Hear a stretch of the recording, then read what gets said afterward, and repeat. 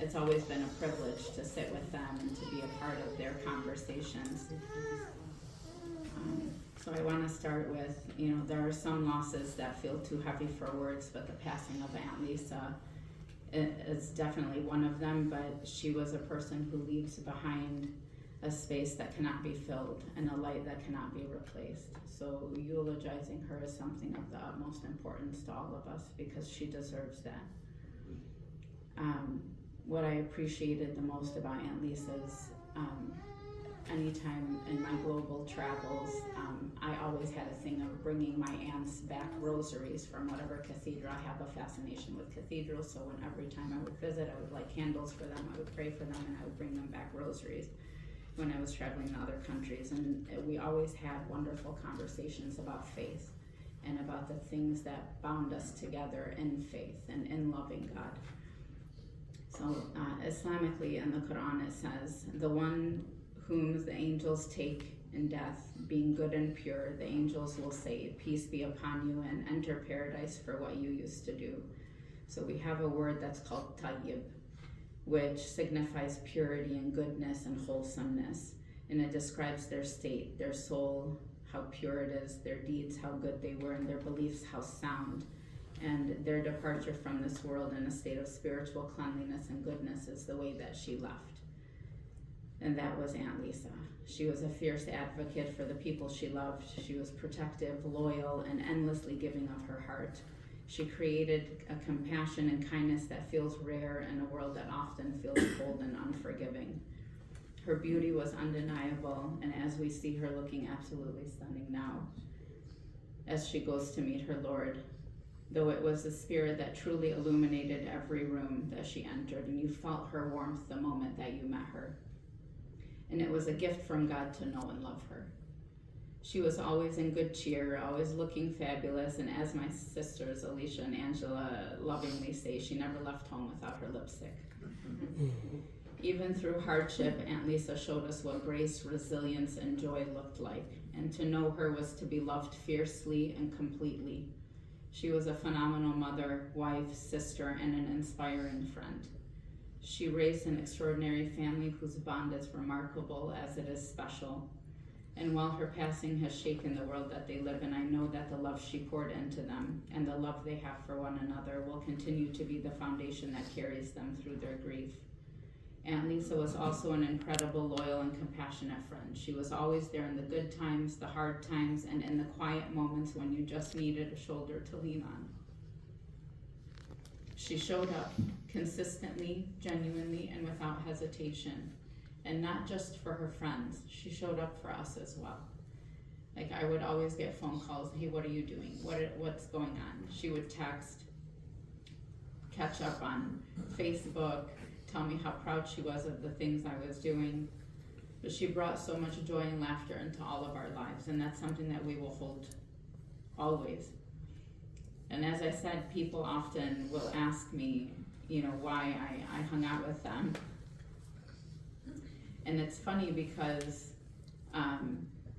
they would sit and talk about everything. Their activities at school, I would sit and laugh until my belly ached.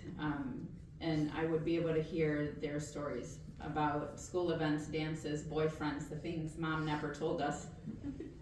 And the crazy mayhem that they used to cause, that Mom would end up giving them the evil eye across the table. Like, she had a way of just pursing her lips and looking at them like, why would you tell my kid that story? So while my mom nagged us into the wee hours about our behavior, it turns out she was causing trouble with her sisters, Lisa, Kathy, and Jeanette in school, and she probably was trying to deter us from doing the same. So I found out that my mom and Aunt Lisa and some of their friends had put bubble bath into the Henry Ford Centennial Library fountain, which had bubbles overflow onto Michigan Avenue. And that's probably the reason they shut down that fountain.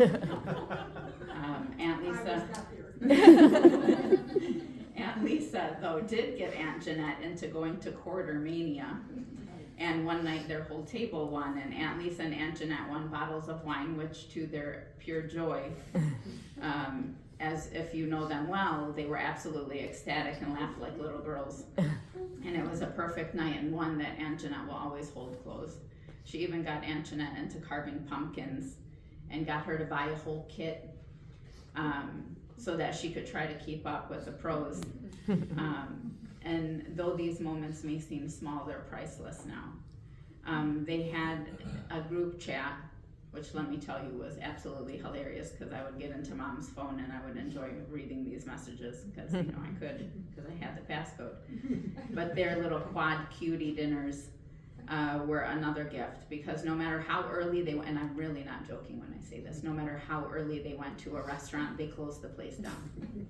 They would sit there until the wee hours, just having coffee, conversation, laughing, and having time that was just never rushed. And on those nights, they were full of love, connection, the kind of friendship that feels like home, the kinds of friendships that we all pray for in a world that, often has us taken away from the joys of these simple human connections, because we're all so consumed in a technological world.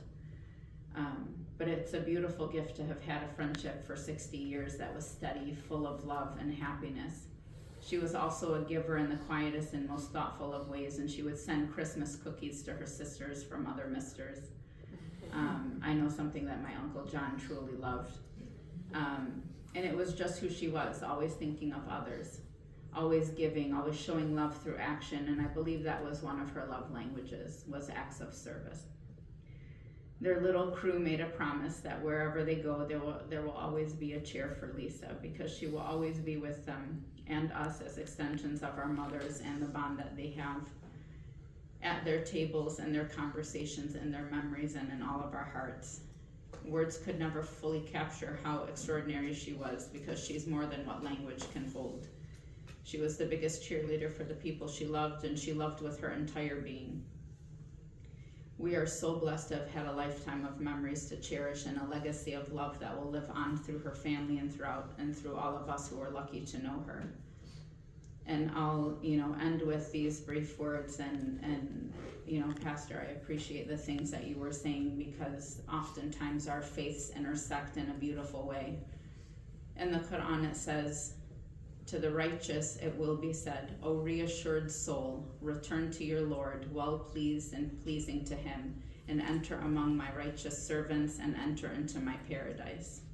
And this is the soul that found tranquility and peace in the remembrance of God, in obedience to him, and in acceptance of all that he decrees. And this is the serenity that's cultivated through life. So when God calls you to return to your Lord, it's not a fearsome summons, but a gentle invitation back to the source of all peace. May her memory always be a blessing, and I know that given the goodness that exists in her family and those she held close to her heart, that we will all reunite in heaven, in the beautiful gardens of paradise, because that's where she rightfully belongs and will be. So I hope we all see one another again there. Thank you.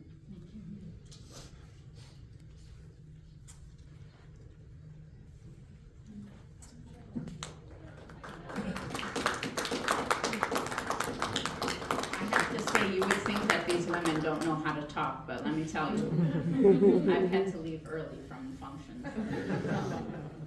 They have fear of public speaking.